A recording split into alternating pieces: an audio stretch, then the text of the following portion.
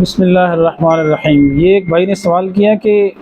عدت میں اگر نکاح ہو جائے تو اس کا کیا حکم ہے۔ تو دیکھیں، اگر عدت میں نکاح ہو جائے، اگر کوئی آدمی عدت میں نکاح کر لے تو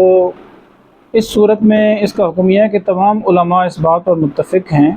سب کا یہی فتویٰ ہے کہ عدت میں کیا ہوا نکاح باطل ہوتا ہے، وہ سرے سے منعقد ہی نہیں ہوتا۔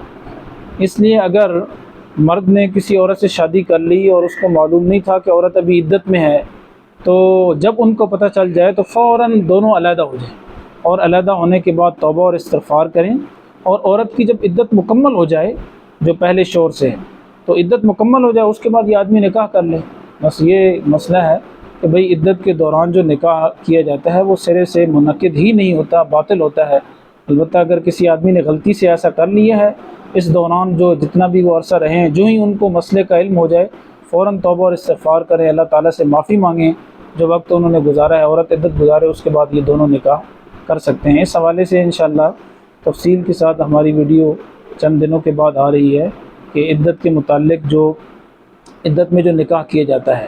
تو کیا اس میں اسلام میں کوئی سزا بھی ہے یا نہیں ہے، اس حوالے سے انشاءاللہ چند دن کے بعد ویڈیو تفصیل سے آ جائے گا۔